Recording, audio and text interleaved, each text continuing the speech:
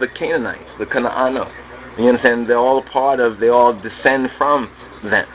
You understand? And what Megalommatis and others, and this is why they have been somewhat successful in their dissemination of dissimulation, and in much of their propagation of this anti-Ethiopian, this anti-Amhara, this anti-Tigray, this anti-Al-Kidan idea, is because of that word Abyssinian.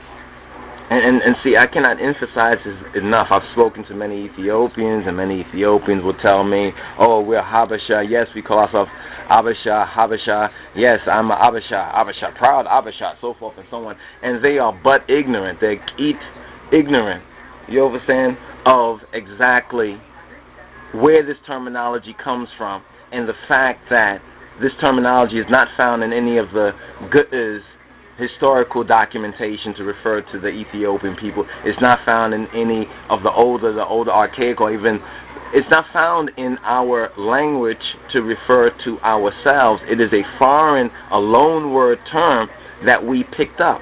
In fact, the Habesha word and Abyssinian word is much like the word nigger or negro to describe black people, to say the negroid. You know, you hear about that in a lot of so-called pseudo-Euro science. You will hear them say negro and negroid. Negroid and Habesha or Abyssinian, it's the same type of term. And Negro, Abyssinian, and Gala, these are all similar terminologies that have been imposed on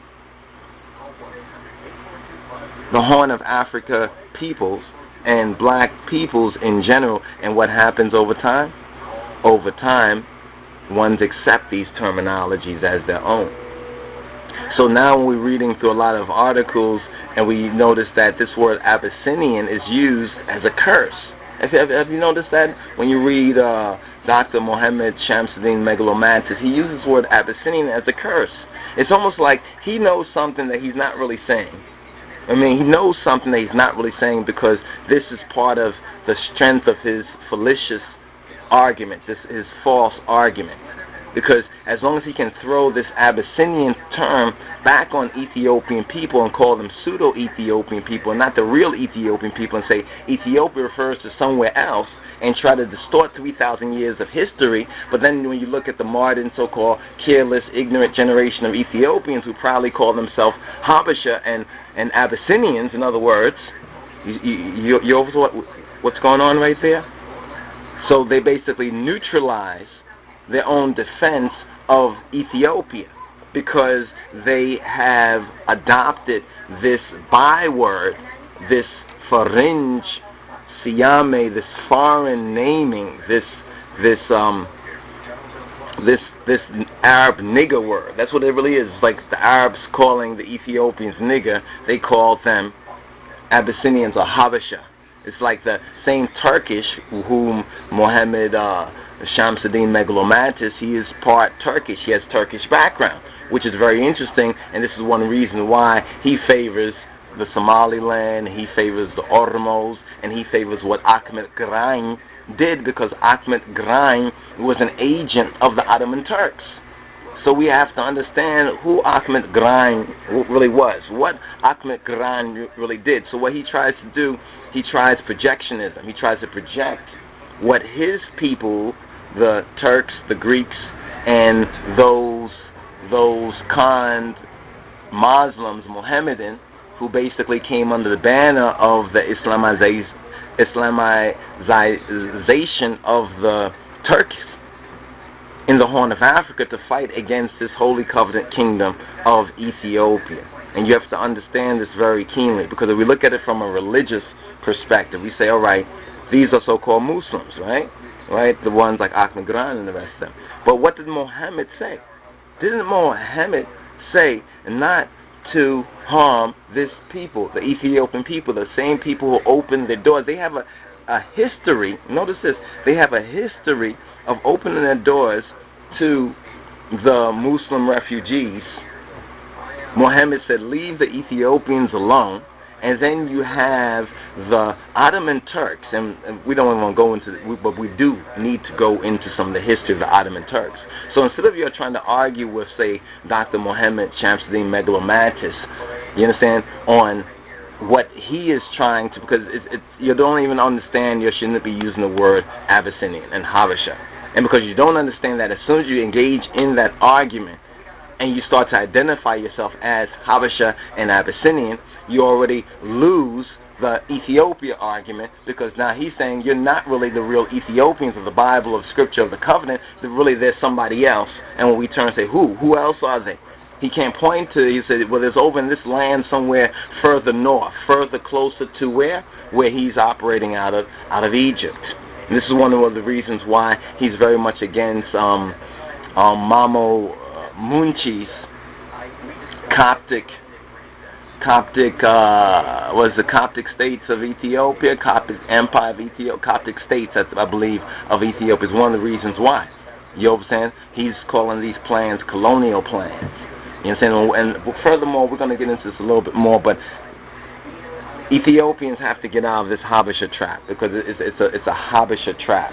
You understand? Habesha is a fringe term. Whether you say Habesha, Abyssinia, it's a fringe term. That's why you cannot clearly, in the Amharic or in the Kush language, you cannot clearly find its roots and its origins as a verb.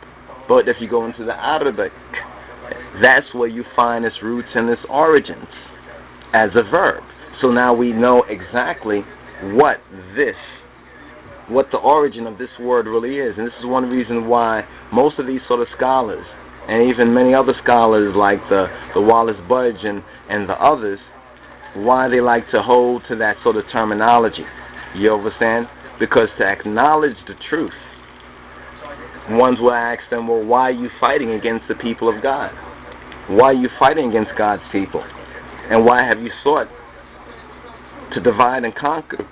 To divide and conquer God's people along such ethnic and racial, otherwise lines and everything. But get out of the Habesha trap. Habesha is a foreign loan word.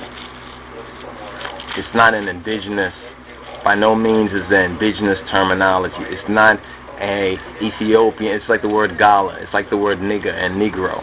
It's that sort of terminology. As long as Ethiopians, and this is a point to those who advocate Ethiopianism, you understand, which is called Ethiopianism. You see, we read in a particular article that Dr. Professor Propagandist Mohammed Shamsiddin Megalommatis wrote. I think it was on the American Chronicle, or maybe it was on Buzzer, one of those sites. And we do advocate that brothers and sisters should check it out, because it's a very interesting, it's a very vibrant debate. You understand? And if you don't understand something, you can go look it up in the history books and really, do your own work on learning these, because this is what the issues are. This is where the real heart of the battle is. It's on the spiritual level. It's in the ideas. Which ideas will prevail? Will the truth prevail, or will these lies and dissemination and twisting of things for a non-African? It's like Mohammed Shamsiddin Megalommatis is claiming that he is championing African peoples, and yet his own peoples he does not criticize for their atrocities and bloodthirstiness and bloodshed in Africa, or inciting the religious and the tribal differences. You understand? It's people who share much more in common with Dr. Professor Mohammed Shamsiddin Megalommatis, whether we go to the so-called Islamic or Mohammedan line, whether we go to the Turkish line, whether we go to the Greek line, whether we go to the pseudo-modern Egyptianist line, Egyptology, the fake-ass Egyptology line. All of that was against black peoples. Now he's trying to say he favors these black peoples who have some legitimate gripes and grievances with on a civil rights level. You see, many of the grievances of certain tribes, like the Oromos, are really civil rights level grievances. You understand? Within the system, they are appealing for fair treatment, which they may not have received under, in certain situations, or part of their memory has somewhat been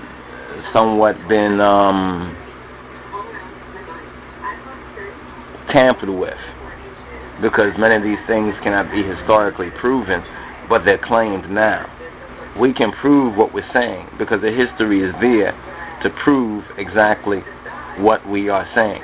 So he's opposing basically Ethiopian unity. Ones like Dr. Professor Mohammed Shamsiddin Megalommatis, he's opposing Ethiopian unity because it goes against what his masters and his predecessors have attempted to do and failed. The Ottoman Turks, they failed. You understand? The Greeks, you understand? They failed. The modern Egyptian state is a failed state. You understand? But you don't hear him speaking about that. But from Egypt, he's speaking about Ethiopia's situation. Why?